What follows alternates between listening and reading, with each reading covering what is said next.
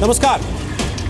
क्या बाबरी मस्जिद केस में लालकृष्ण आडवाणी और मुरली मनोहर जोशी जैसे बीजेपी के बड़े नेताओं को फंसाया जा रहा है? क्या सीबीआई ने यह काम कांग्रेस के यानी पिछली यूपीए सरकार के इशारे पर किया? और क्या आडवाणी जोशी को राम मंदिर आंदोलन की सियासी सजा देने के लिए सीबीआई ने उन्हें झूठा फंसाया? आज ताल ठोक के सवाल राम जन्मभूमि न्यास के सदस्य और बाबरी ढांचे को गिराने के आरोपी महंत रामविलास वेदांती के बयान से उठे। वेदांती ने आज खुद सामने आकर दावा किया है कि अयोध्या में बाबरी ढांचा उनके महंत अवैधनाथ और अशोक सिंघल के कहने पर तोड़ा गया था, लेकिन सीबीआई ने बाबरी केस में आडवाणी और जोशी समेत कई लोगों पर झूठा केस दर्ज कर लिया। वेदांती ने यह भी दावा किया कि आडवाणी, जोशी और विनय कटियार समेत बीजेपी नेता कारसेवकों को उकसाने की बजाय रोकने की कोशिश कर रहे थे। वेदांती का बयान सुप्रीम कोर्ट के उस फैसले के बाद आया जिसमें अदालत ने बाबरी केस में लालकृष्ण आडवाणी समेत 13 आरोपियों पर आपराधिक केस चलाने को मंजूरी दी। सवाल यह है कि बाबरी विध्वंस के ठीक 25 साल बाद वेदांती को इस कबूलनामे की जरूरत क्यों पड़ी? क्या माना जाए कि वेदांती ने सभी आरोप खुद पर लेकर बाबरी केस में आडवाणी समेत कई बीजेपी नेताओं को बचाने की कोशिश की है, या फिर इस मामले में उन्होंने सीबीआई का सच बताया? ताल ठोक के आज पूछेंगे कि विवादित ढांचा गिराए जाने के मामले में क्या कांग्रेस के इशारे पर सीबीआई ने आडवाणी को फंसाया, और क्या आडवाणी जोशी को राम मंदिर आंदोलन की राजनीतिक सजा मिल रही?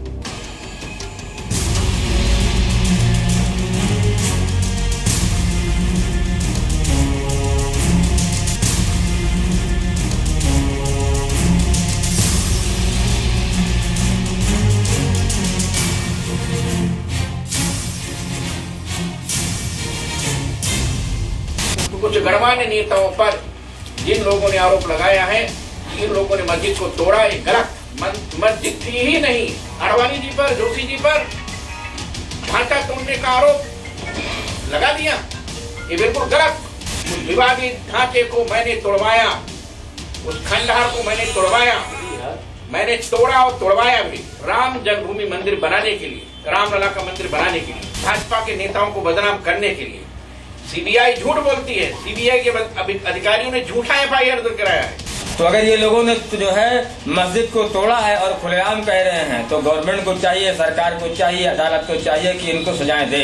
इन लोगों को कानून के हिसाब से सजाएं नहीं मिली तो आगे ये लोग और भी हिंदुस्तान का नुकसान करने पर तैयार रहेंगे। बाकी की सरकारों में सीबीआई स्वतंत्र नहीं थी, वो तोता थी। हमारे सरकार के समय में छुट्टा सांड है, वो जो चाहे करें। वो सीबीआई का यही रोल है इस समय। ताल ठोक के आज का पहला सवाल, क्या बाबरी केस में झूठे फंसाए गए आडवाणी जोशी? दूसरा सवाल, क्या आडवाणी जोशी को मिली राम मंदिर आंदोलन की सियासी सजा? और ताल ठोक के आज का तीसरा सवाल, क्या बाबरी ढांचे पर सीबीआई ने लिया कांग्रेस का बदला? तो आपको बता दें कि ताल ठोक के आज हमारे साथ बात करने के लिए रामविलास वेदांती हैं, वरिष्ठ सदस्य हैं राम जन्मभूमि न्यास के और बाबरी विध्वंस केस में आपराधिक साजिश के आरोपी भी बनाए गए। वैसे 1996 से 98 में यूपी के प्रतापगढ़ से वो लोकसभा के सांसद भी रहे। संबित पात्रा हमारे साथ हैं, वो बीजेपी के प्रवक्ता हैं, वैसे पेशे से सर्जन हैं।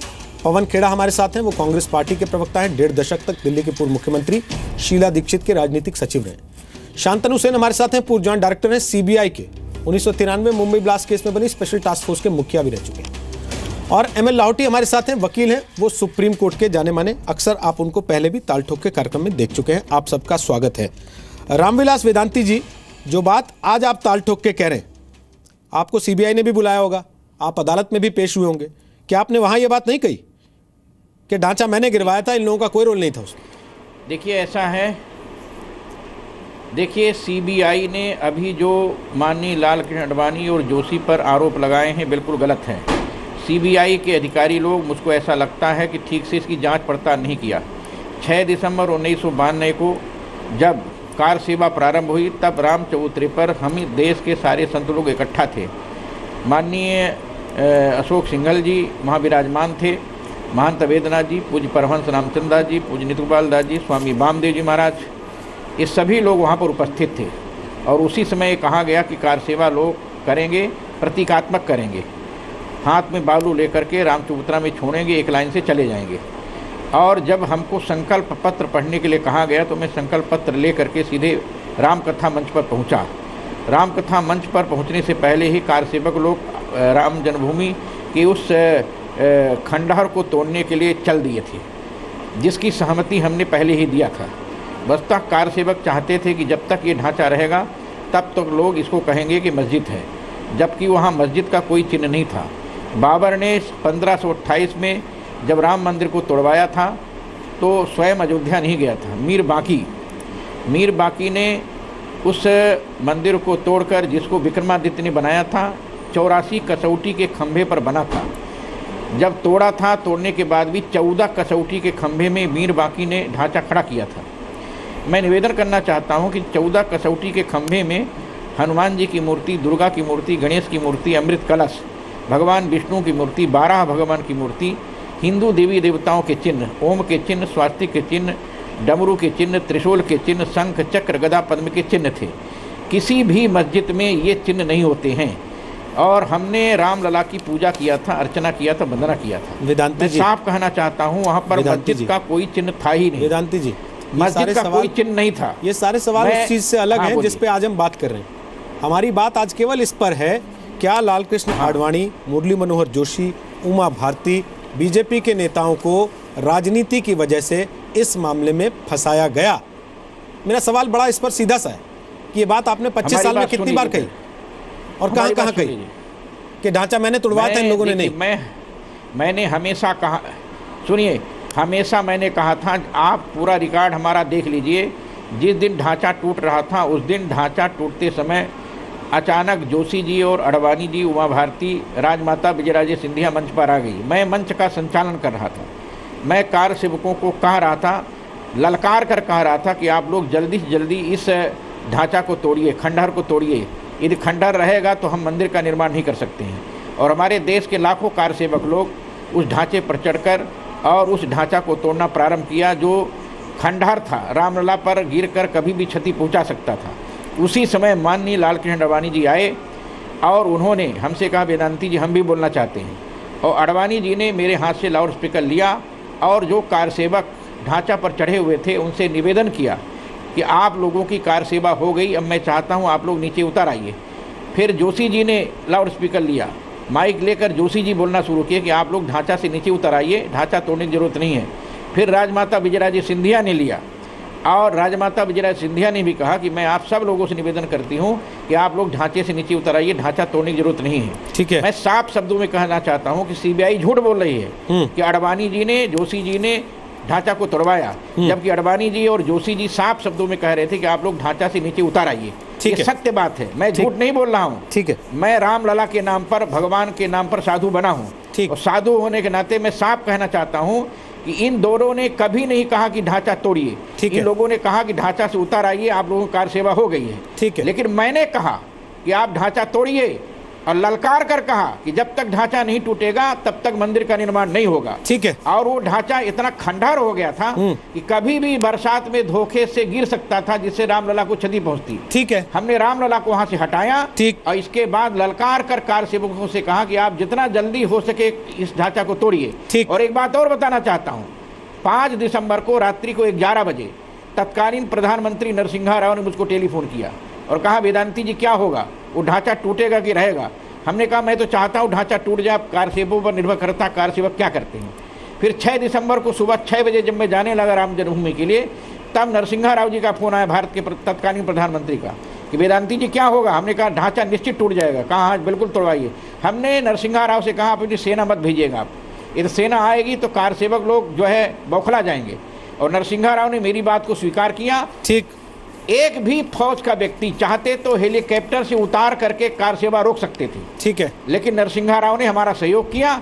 मैं नरसिम्हा राव को धन्यवाद देता हूं। ठीक है। कि उन्होंने कार सेवकों का सहयोग किया और मैंने कार सेवकों को ललकार कर कहा कि आप उस ढांचा को तोड़िए। ठीक। खंडहर है, कभी भी रामलला पर गिर सकता है। ठीक है। लेकिन जोशी जी ने और आडवाणी जी ने कभी नहीं कहा कि आप ढांचा तोड़िए। जोशी आडवाणी बार बार कह रहे थे कि आप लोग ढांचा, ठीक वेदांती जी, आपकी कार सेवा प्रारंभ हो गई। ठीक वेदांती जी, इसलिए मैं सीबीआई से सीबीआई से कहना चाहता हूं, सीबीआई इतना झूठ क्यों बोलती है? ठीक है। असत्य क्यों बोलती है? ठीक है। सीबीआई ने देश के लोगों को गुमराह किया, ठीक। भारत सरकार को गुमराह किया, ठीक। हमारे देश के जजों को गुमराह किया।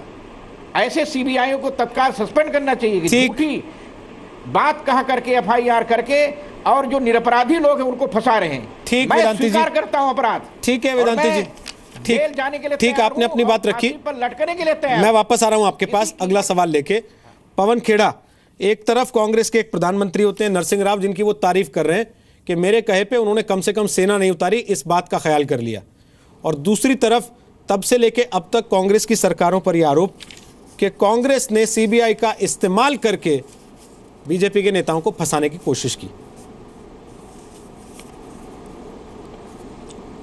तो आपको क्या लगता है कि सीबीआई पे आज भी कांग्रेस का कब्जा है? अगर आपको यह लगता है तो मैं आपकी इस डिबेट में और क्या कह पाऊंगा। अगर अमित शाह का केस आता है तो सीबीआई वही करती है जो ये सरकार उससे करवाना चाहती है। साध्वी प्रज्ञा का केस आता है तो सीबीआई वही चाहती है जो ये सरकार उससे करवाना चाहती है। लेकिन लालकृष्ण आडवाणी जी पे जो कांग्रेस चाहती है सीबीआई वो करती है। ये बात कौन मानेगा? ये बात तो मुझे नहीं लगता कि इस पैनल पे कोई भी अगर ईमानदारी से बैठा होगा तो वो मान पाएगा। इस सरकार को सूट करता है तो वही काम हो रहा है, इसमें कोई शक की बात नहीं है। रही बात नरसिम्हा राव जी ने वेदांती जी को फोन पर क्या कहा, तो उसका तो कोई सबूत वेदांती जी पेश कर नहीं पाएंगे, और अगर कर पाएं तो चले जाएं अदालत में कर दें पेश। जब वोट मांगना है तो आगे आकर कहते हैं हमने तोड़ दी साहब, जब कोर्ट में पेश हो गए तो कहते हैं हमने नहीं तोड़ी, लोगों ने गुस्से में आके तोड़ दी। अब क्या एमसीडी के लिए वोट मांग रहे हैं सर ये दिल्ली की? आपको लगता है वोट चाहिए या आस्था की लड़ाई लड़ रहे हैं? एमसीडी के लिए वोट मांग रहे हैं। अगर आप आस्था के लिए लड़ रहे हैं तो वोट भूल जाइए फिर, और अगर वोटों के लिए लड़ रहे हैं तो खुलकर बोलिए हमने तोड़ी। पवन जी, आप दिल्ली की पॉलिटिक्स करते हैं, वो तो नहीं करते ना। आपको क्या लग रहा है वो एमसीडी के चुनाव के लिए प्रचार कर रहे हैं यहाँ बैठ के? नहीं, हम कोई प्रचार वचार नहीं कर रहे। हम तो आपकी स्टूडियो में बैठे, स्टूडियो में कोई एमसीडी का नाम लिया हो हमने तो बता दीजिए। तो आप ही कह रहे हैं ना, जब वोट मांगना होता तो कह देते हैं कि मंदिर मैंने तो कांग्रेस की तरफ से कांग्रेस का जवाब नहीं दूंगा। संबित पात्रा बोलिए। आपकी आवाज नहीं आ रही। देखिए, जहां तक सीबी संबित बोलिए। मैं बोल लूं? धन्यवाद। देखिए, जहां तक सीबीआई का सवाल है, याद करिए कुछ तथ्यों को यहां पर रखना चाहूंगा कि जो ट्रायल कोर्ट था, ट्रायल कोर्ट से हाई कोर्ट में पूरा केस गया था। ट्रायल कोर्ट ने भी कॉन्स्पिरेसी को अलग कर दिया था। हाई कोर्ट ने भी मई 20, 2010 को कॉन्स्पिरेसी को अलग कर दिया कि हम कॉन्स्पिरेसी को एक साथ सुनवाई नहीं करेंगे। उसके पश्चात सीबीआई ने 2011 में जो अपील हुआ था हाई कोर्ट के खिलाफ सुप्रीम कोर्ट में, जिसकी सुनवाई अभी परसों ही आई, यह 2011 में अपील हुआ था सीबीआई का। तो स्वाभाविक रूप से 2011 में किसकी सरकार थी यह हम भी जानते हैं। एक विषय यहां समझने का है, वेदांती जी ने अभी नरसिम्हा राव जी का भी नाम लिया, और एक विषय जो हम लोग बार बार डिस्कशन नहीं करना चाहते हैं, ब्रॉडली समझना चाहिए कि देखिए, बाबरी मस्जिद जिसको हम लोग विवादित ढांचा कहते हैं, उसका ताला खुलवाने का काम भी राजीव जी की सरकार ने किया था। शिलान्यास का काम भी राजीव जी की सरकार ने सवाल किया था। सर, नरसिम्हा राव के विषय में तो भी बताया गया ना सर। क्या आडवाणी जी, जोशी जी, उमा भारती, आज के सवाल पे ही फंसाया जा रहा है? सीधा बता दीजिए, आपको क्या लगता है? नहीं, कौन फंसा रहा है ये? कौन फंसा रहा है, कैसे फंसा रहा है, यही तो समझा रहा हूं। ये कोई 1 2 3 4 का क्वेश्चन थोड़ी है कि ABCD बता दूं। तो देखिए, जब से सोनिया गांधी जी आई, एक बहुत बड़ा परिवर्तन कांग्रेस के अंदर हुआ।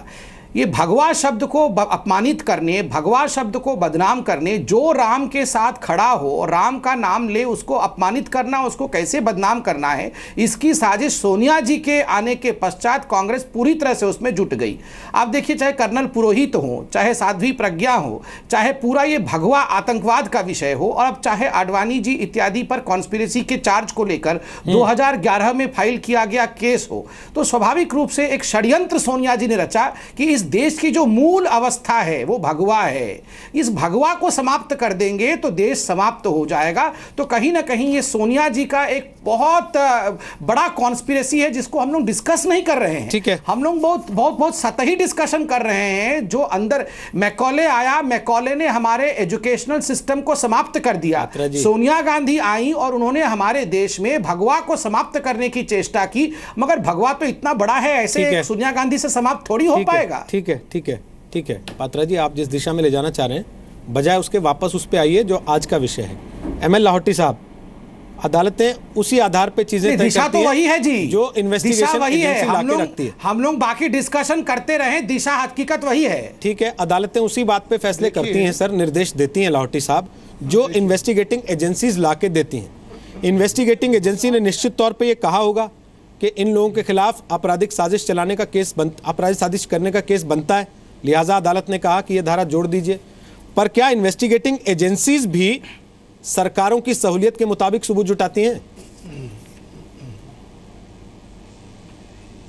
देखिए, आपके पैनल में जो भी लोग बैठे हैं राजनीतिक दृष्टिकोण से इस केस को देख रहे हैं, अपना फ़ायदा और नुकसान के दृष्टिकोण से। मेरे को न तो राजनीतिज्ञों से मतलब है या उनके दृष्टिकोण से। प्रश्न ये है कि सुप्रीम कोर्ट ने परसों डिसाइड किया है, और सुप्रीम कोर्ट ने क्या डिसाइड किया, उसके बाद कौन ये लोग होते हैं जो ये स्टेटमेंट दे रहे हैं। सुप्रीम कोर्ट ने, और मैंने आप ही के चैनल पे बोला हुआ है कि जब कंस्पिरेसी का केस होता है सेक्शन 120B CRPC, तो ये एक स्पष्ट है कि जो षड्यंत्रकारी हैं या नहीं है, जिनके ऊपर ये चार्ज लगा हुआ है, उनकी ट्रायल एक ही जगह होगी, क्योंकि जितने गवाह हैं 500 के ऊपर इसमें गवाह हैं, ये सब एक ही जगह पेश होएंगे और गवाही इंटरकनेक्टेड है। इसलिए सुप्रीम कोर्ट ने जो फैसला दिया वो 100% उचित है।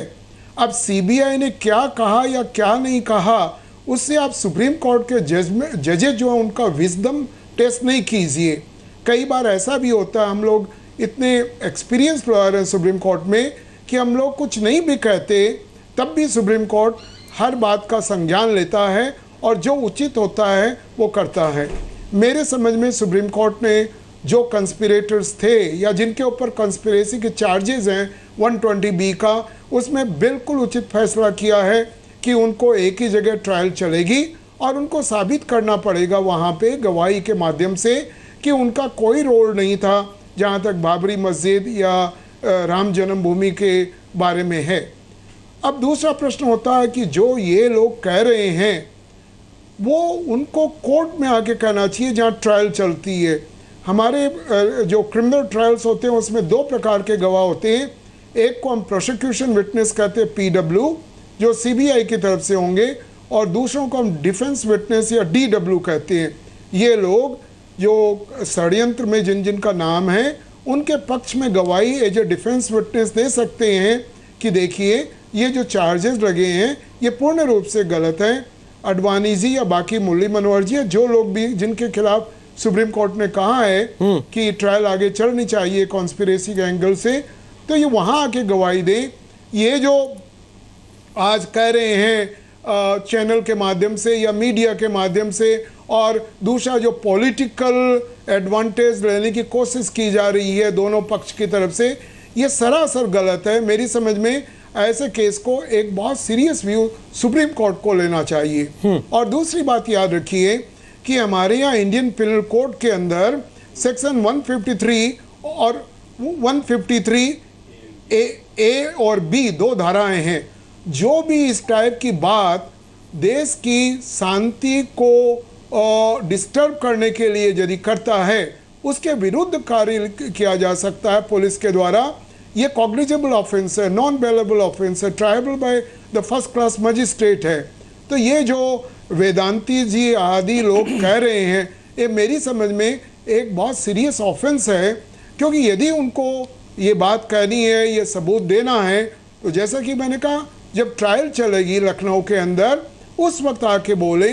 अभी सिर्फ चार्जेस फ्रेम हुए, कोई कन्विक्शन नहीं हुआ है, ठीक है, आडवाणी जी आदि का, ठीक है। और जब कोर्ट एक निर्णय लेगा ट्रायल के बाद, तब ये जो वेदांती जी वगैरह ने जो अभी अपनी पूरी कहानी, अपना जो वक्तव्य दिया, उसको संज्ञान में लेगा, और उसके बाद हो सकता है कि चार्ज स्टेज पर ही, ट्रायल के प्रारंभ में ही इनको छोड़ दिया जाए। ठीक है। किंतु ये कहना, और भी बहुत से बातें हैं, किंतु मैं ये कहना चाहता हूँ इस प्रकार की बातें मीडिया के माध्यम से उछालकर, विशेषकर आज जो सरकार हमारे यहाँ चल रही है, चाहे यूपी में हो चाहे केंद्र में, एक बड़ी शांति की परिस्थिति है दोनों कम्युनिटी में, उसको प्लीज डिस्टर्ब नहीं करें, और सुप्रीम कोर्ट का रेस्पेक्ट करें कि सुप्रीम कोर्ट ने सीबीआई के कहने या नहीं कहने से 120B के ऊपर ऑर्डर नहीं दिया है। ठीक है, बहुत महत्वपूर्ण बात है। सीबीआई कौन चलाता है, नहीं चलाता है, ये सब कहने की जरूरत बिल्कुल सुप्रीम कोर्ट के विरुद्ध है। नहीं सर, लेकिन 2013 में तो सुप्रीम कोर्ट कह चुका ना शांतनु सेन जी कि सीबीआई पिंजड़े में बंद एक तोता है, और जब सुप्रीम कोर्ट ने इतनी बड़ी बात कह दी तो उसके बाद और उसके पहले भी राजनीतिक पार्टियां तो अपनी अपनी जरूरत, अपनी अपनी सहूलियत के हिसाब से सवाल उठाती रही हैं सीबीआई के कामकाज पे। शांतनु जी, देखिए, आपका प्रश्न है जो बाबरी मस्जिद क्या है केस में, वो कहना क्या चाहते हैं? बाबरी मस्जिद डिमोलिशन केस में उसकी बात कहेंगे। अरे मैं बोलूं ना ये बोलिए शांतनु जी, आप बोलिए। बाबरी मस्जिद डिमोलिशन केस में हम लोग देख रहे हैं कि एक सीबीआई ने 93 में चार्जशीट डाली अक्टूबर में, उसमें उन्होंने काफ़ी सेक्शंस लगाए, जैसे अभी बताया था एक प्रवक्ता ने, 153A, 153B, 505, 120 कंस्पिरेसी के चार्जेस लगाए गए। तो ये जो मामला हुआ है, इसमें सिर्फ बाबरी मस्जिद तोड़ने का नहीं है, इसके साथ ये भी हुआ जो आपने ऐसी बातें कही जिसमें दोनों कम्युनिटीज़ में डिस्ट्रस्ट फैला। आपने ऐसी बातें कही जो कंट्री की इंटीग्रेशन, कंट्री की जो सॉलिड इंटीग्रेशन है उसमें ढांचा पड़ा। आपने रूमर्स फैलाए, और ये कंस्पिरेसी उस दिन नहीं हुई 6 दिसंबर को, वो शायद बहुत पहले शुरू हो गई थी, जिस दिन से रथ यात्रा शुरू हुई थी। तो सीबीआई ने सारे चीज़ देखे, और उसके बाद उसने ये उचित समझा कि इन 68 पर्सन्स को चालान किया जाए। उनमें से 19 लोग कंस्पिरेसी में हैं, बाकी लोग कारसेवक हैं। अब आपने देखा होगा, नूरानी जी ने किताब लिखी है डिमोलिशन ऑफ बाबरी मस्जिद, ए नेशनल डिसऑनर, उसमें उन्होंने तो नरसिम्हा राव का नाम ले लिया है। उन्होंने तो कहा नरसिम्हा राव ही रिस्पॉन्सिबल है इसके लिए। अब नरसिम्हा राव रिस्पॉन्सिबल हैं या नहीं है वो पॉलिटिकल मामला है, but criminal acts, CBI criminal acts देखती है। क्रिमिनल एक्ट्स देखकर सीबीआई इस नतीजे में पहुंची है कि इस केस में डिसेंट फैलाया गया बिटवीन कम्युनिटीज़, इस केस में कंट्री के इंटीग्रेशन को धक्का दिया गया है, इस केस में झूठी बातें कह गई है, इस केस में रूमर्स फैलाए गए हैं, और इस केस में एक साजिश हुई है। और ये साजिश एक दिन का नहीं है। 6 दिसंबर को जो इंसिडेंट हुआ है वो पार्ट ऑफ द इंसिडेंट है, ठीक है, पर ये शुरू से और 6 दिसंबर तक और उसके बाद में भी सारी चीज को लेके सीबीआई ने ये चालान दिया है, ठीक है। और आप सिर्फ ढांचे की दबाने की बात कर रहे हैं, आप पूरी केस की बात करिए जो शुरू हुआ था जब से रथ यात्रा शुरू हुई, ठीक है। तो इस तरह सीबीआई को झूठा बोलना, सीबीआई पर लांछन करना, मैं नहीं समझता ये उचित होगा इस डिस्कशन में। ठीक है, डिस्कशन सिर्फ चार्जशीट पर हो, और सुप्रीम कोर्ट ने होल्ड किया है कि चार्जशीट बिल्कुल ठीक है।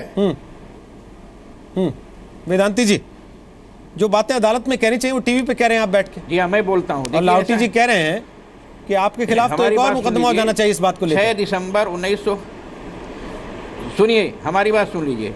6 दिसंबर 1992 को जब यह जीर्ण शीर्ण ढांचा ढहा गया, उसकी खोखली दीवारों में से प्राचीन मंदिर के खंडित अवशेष मिले, उसमें से मूर्तियाँ मिली, शिलालेख मिले, न्यायपालिका के संरक्षण में अयोध्या में सुरक्षित रखी गई हैं। 6 जनवरी 1993 में तत्कालीन महामहिम राष्ट्रपति महोदय ने माननीय सर्वोच्च न्यायालय से एक प्रश्न का उत्तर चाहा था। राष्ट्रपति महोदय का प्रश्न था कि अयोध्या में बाबरी मस्जिद जिस स्थान पर खड़ी थी उस स्थान पर क्या उसके निर्माण के पहले कोई हिंदू धार्मिक भवन अथवा कोई हिंदू मंदिर था जिसे तोड़कर वह ढांचा खड़ा किया गया। इलाहाबाद उच्च न्यायालय में भी यही प्रश्न प्रमुखता से उठाया गया था। हिंदू समाज जिस स्थान को भगवान श्री राम लला की राम जन्मभूमि मानता है वहाँ बाबर के आक्रमण के पहले क्या कोई मंदिर था।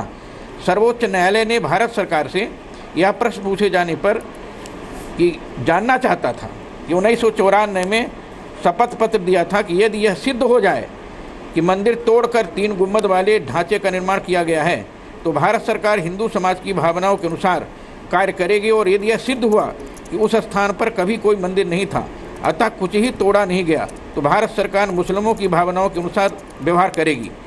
उच्च न्यायालय इलाहाबाद ने राम जन्मभूमि के स्थान के नीचे राडार तरंगों से फोटोग्राफी कराई थी जिसमें अटल बिहारी वाजपेयी की सरकार थी। फोटोग्राफी करने वाले कनाडा के विशेषज्ञों ने अपने रिपोर्ट में लिखा है कि जमीन के नीचे दूर दूर तक भवन के अवशेष उपलब्ध हैं, उन्हें देखने के लिए वैज्ञानिक उत्खनन किया जाना चाहिए।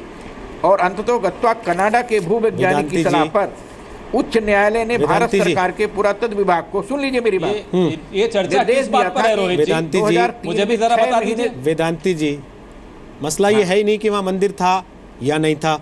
मसला ये है ही नहीं कि आपने दीवारें तोड़ी तो वहाँ से क्या निकला। मसला ये है ही नहीं कि वहाँ से मूर्ति निकली तो आपने कहाँ रखी और चबूतरे पे क्या था।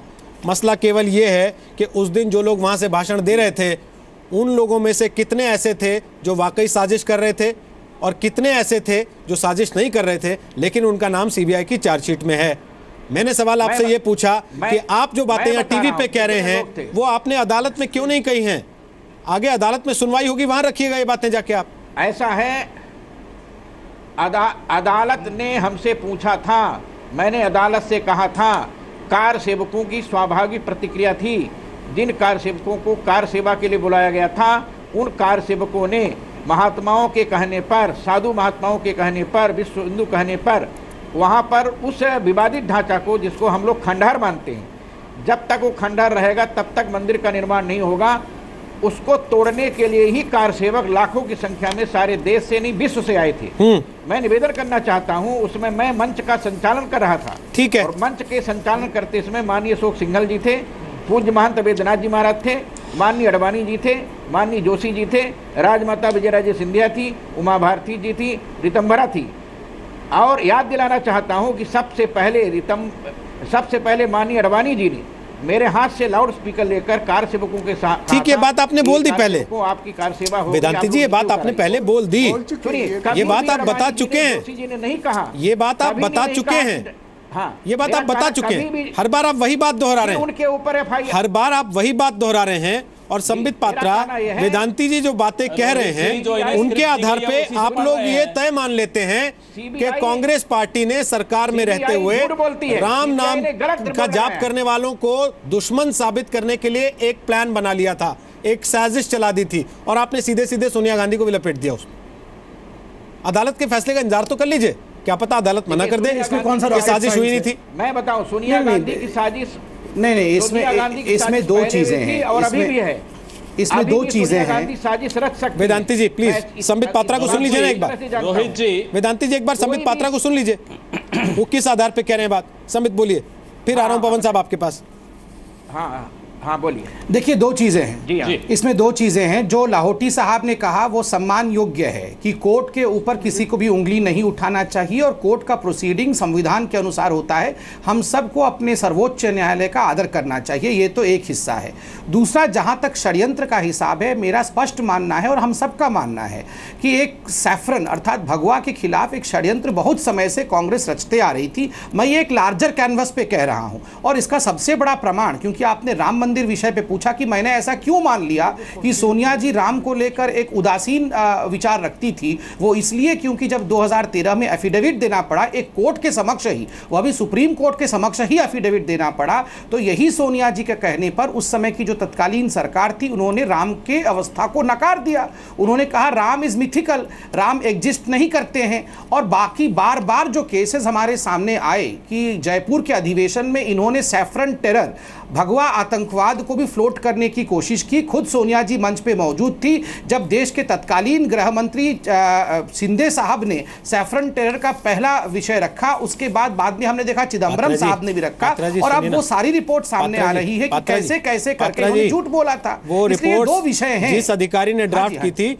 वो आपकी पार्टी का सांसद है आज की तारीख में। किस बात पर है पात्रा जी? वो अधिकारी आपकी पार्टी का सांसद है आज की तारीख में। बिल्कुल नहीं। मैं नाम बताऊं क्या? होम सेक्रेटरी जो है, मैं नाम बताऊं क्या उनका? ये आपको याद है? होम सेक्रेटरी थे वो, आज इनके सांसद हैं, इनके हीरो हैं। उनको तो आपने माफी दे दी, माफी के साथ आपने कुर्सी दे दी। रोहित जी, उनको तो आप माफी के साथ कुर्सी देते हैं। रोहित जी, आपको लगता होगा कि सोनिया जी बहुत बड़ी राम भक्त है, मगर हमें ऐसा नहीं लगता। संबित पात्रा, ना तो मैं यहाँ किसी को सर्टिफिकेट देने के लिए बैठा हूँ, ना किसी का सर्टिफिकेट खारिज कर सकता हूँ। हमें ऐसा नहीं लगता है। संबित पात्रा, ऐसा नहीं लगता है।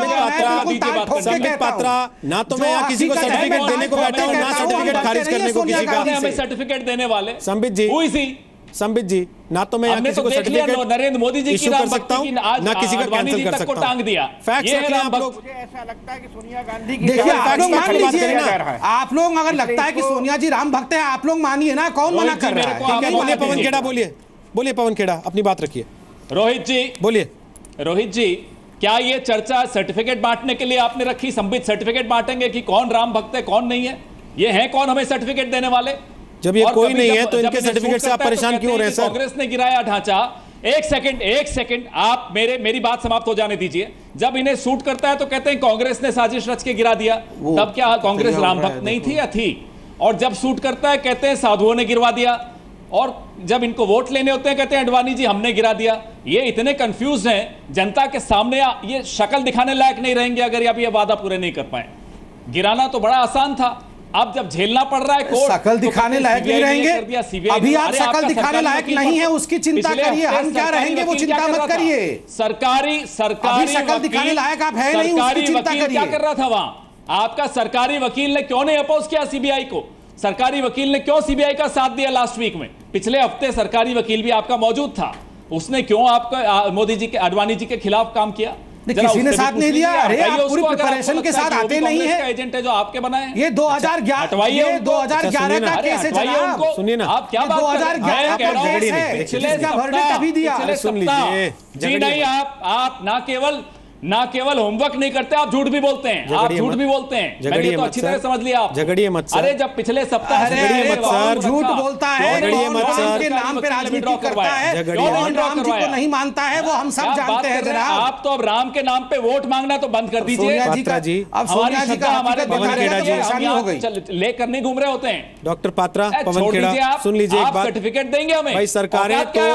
सरकारें अदालतों में झूठे एफिडेविट देके झूठ बोलाई है। यहाँ तो एक दूसरे गले पकड़ रहे हैं। रुकिए थोड़ा सा, पानी पीजिए आप लोग। तो सोनिया जी की पानी पीजिए थोड़ा सा। विनय कटियार की बात सुन लीजिए एक बार, पानी पीजिए। तो पूरा हमारा रूल है, जब आप लोग झगड़ने लगते हैं हम थोड़ा सा आपको ब्रेक दे देते हैं। हिंदुओं को बेवकूफ बनाया पूरे। पानी पीजिए सर, पानी पीजिए। हिंदू इतने बेवकूफ नहीं है सर देश के, इतना तो मत कहिए कम से कम।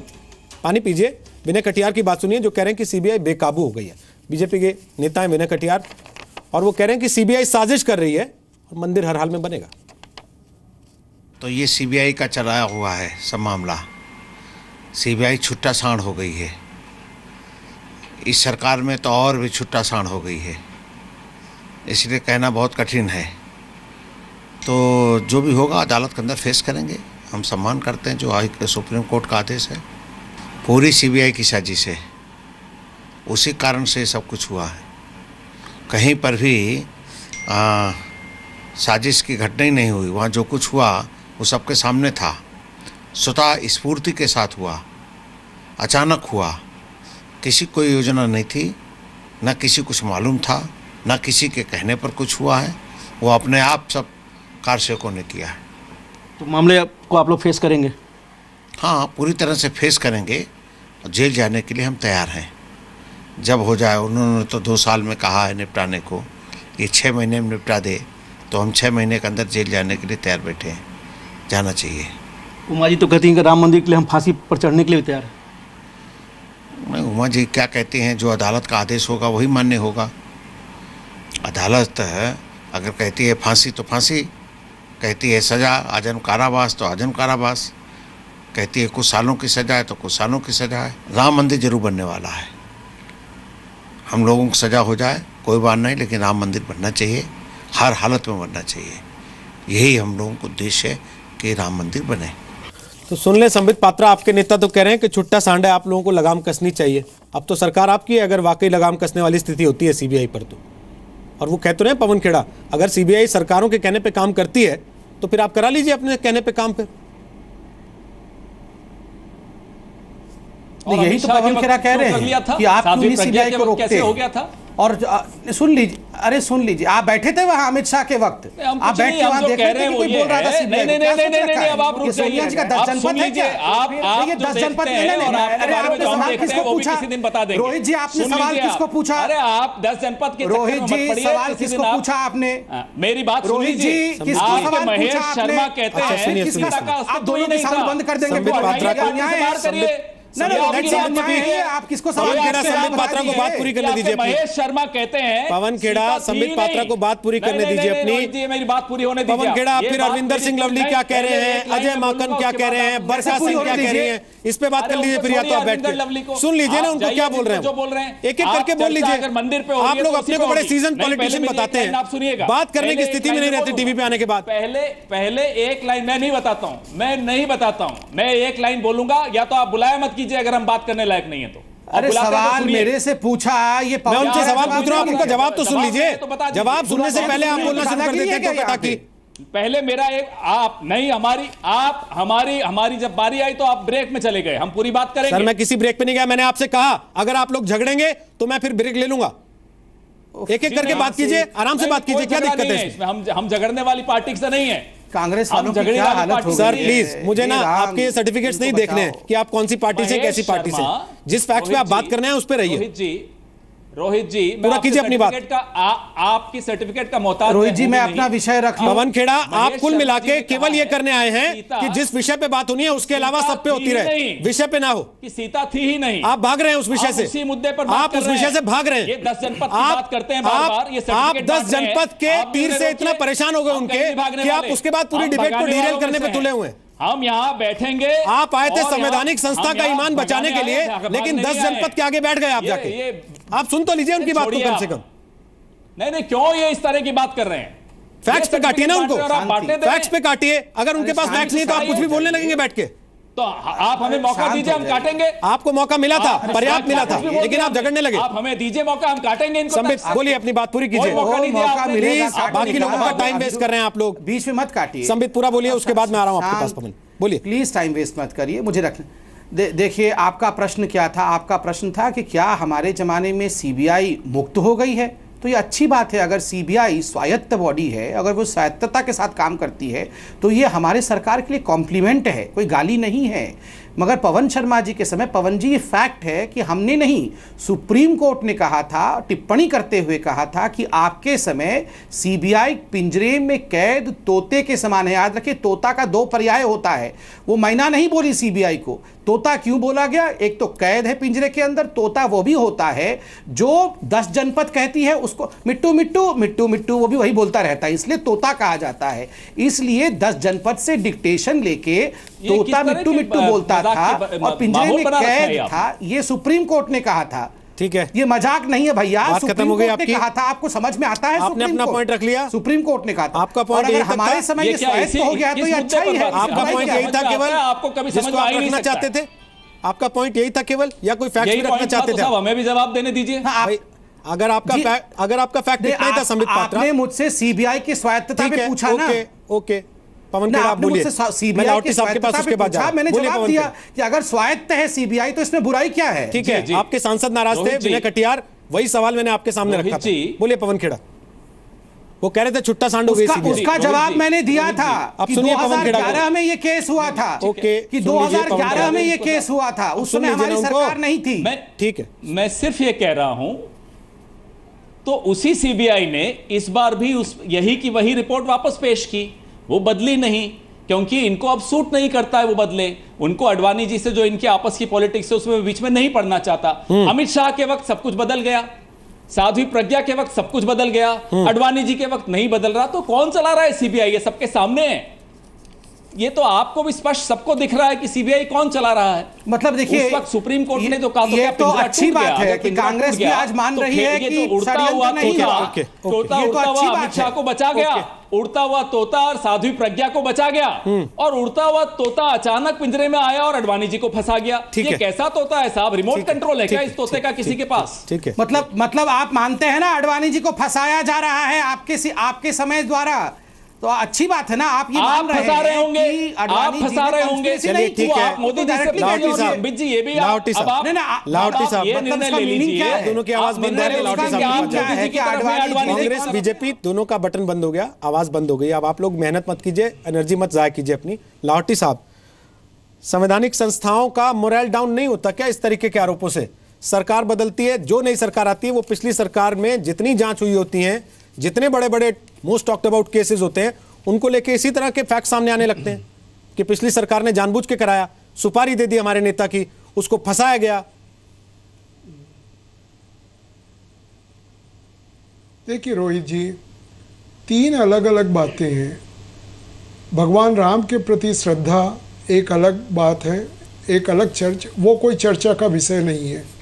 दूसरी बात, ये राजनीतिज्ञों का अपना अपना रोटी सेकने का एक अलग तरीका है। और आज जो आपने चर्चा प्रारंभ की, उनसे इन दोनों चीज़ों का कहीं कोई दूर दूर तक संबंध नहीं है। प्रश्न सिर्फ ये है कि सेक्शन 120B जो षड्यंत्र का सेक्शन है इंडियन पिनल कोड के अंदर, उसके अंतर्गत इन लोगों के खिलाफ जो चार्जेस हैं वो लखनऊ के अंदर चलने चाहिए या नहीं चाहिए। और फिर प्रश्न आया, किसी एक सज्जन जो वेदांती जी हैं, उन्होंने बाहर कोर्ट के बाहर ये स्टेटमेंट दिया है, कोर्ट के अंदर नहीं, कि हाँ आडवाणी जी वगैरह निर्दोष हैं और सच ये है और मैंने ये आदेश दिए थे। मेरी समझ में नहीं आता, ये राजनीतिक उस उड़चन में, तोते में, नरसिम्हा राव, सोनिया गांधी कहाँ कहाँ की सफ़र कर रहे हैं और क्यों कर रहे हैं? प्रश्न का जवाब दीजिए। जवाब एक है, सुप्रीम कोर्ट का फैसला है, ये कोई सीबीआई का फैसला नहीं है, ये कोई बीजेपी या कांग्रेस का मामला नहीं है। सुप्रीम कोर्ट ने कितनी छानबीन करने के बाद कितनी कम्प्रिहेंसिवली ये जजमेंट दिया है। दोनों जजेस ने, जो हमारे बड़े अच्छे और काबिल जजेस माने जाते हैं, उनका आप एक शर्मनाक रूप से ये चर्चा के अंदर कहे जा रहे हैं। और इसका समाधान भी सिंपल है। जब 120B में ट्रायल चले तो पहले जो वेदांती जी वगैरह हैं वो आकर कह सकते हैं कि मैं गवाह देना चाहता हूं, और उस गवाही के आदेश के ऊपर जो लखनऊ का कोर्ट है वो एक इंडिपेंडेंट निर्णय ले सकता है ट्रायल के मध्य में या ट्रायल के पहले, ठीक, कि हाँ ये वेदांती जी ने जो कहा ये इसमें सच्चाई है और आडवाणी जी और मुरली मनोहर जी वगैरह के विरोध कुछ कार्य नहीं पड़ता 120B का, and they must be discharge at this very stage at the threshold. ठीक है सर। और यदि कोर्ट का रुख ये होता है कि इन लोगों का स्टेटमेंट जो आप बोल रहे हैं उनका सही नहीं है, तो कोर्ट ट्रायल आगे रखेगा। ठीक है, प्लीज कम से कम भगवान राम को तो इस कीचड़ के अंदर नहीं उछालिए जिसको पूरा भारत इस श्रद्धा के दृष्टिकोण से देखता है। मेरा सिर्फ इन लोगों को यही कहना है। ठीक है, शांतनु जी लास्ट कमेंट। रिमोट से ऑपरेट होती है क्या सीबीआई? वाकई देखिए, सुप्रीम कोर्ट ने जो ऑर्डर दिया है वो सारा मामला सुप्रीम कोर्ट के सामने सीबीआई ने पेश किया। तो तफ्तीश जो 1993 में कंप्लीट हो गई थी, अक्टूबर 1993 में, वो सारा मटेरियल देख के सीबीआई ने एक ऑर्डर पास किया है। तो काम तो सीबीआई ने किया है, उसको एसेस सुप्रीम कोर्ट ने किया है। अब सीबीआई के खिलाफ जो ये बातें बोल रहे हैं, एक तरफ से सुप्रीम कोर्ट को तो बहुत अच्छी बातें बोल रहे हैं, सुप्रीम कोर्ट का हम रिस्पेक्ट करते हैं, पर सुप्रीम कोर्ट के पास सारा मामला आया कहाँ से? कि और जगह से नहीं आया, सारा मामला सीबीआई ने पेश किया। तो अगर आप सुप्रीम कोर्ट को रिस्पेक्ट करते हैं तो सीबीआई के इन्वेस्टिगेशन को भी रिस्पेक्ट करिए। ये दोनों अलग अलग नहीं है। सीबीआई विदाउट सुप्रीम कोर्ट और supreme court without CBI is not existent in this case. तो मेरी गुजारिश यही है कि सीबीआई ने बहुत मेहनत करके 68 persons including 19 top BJP leaders के खिलाफ चार्जशीट लगाया है।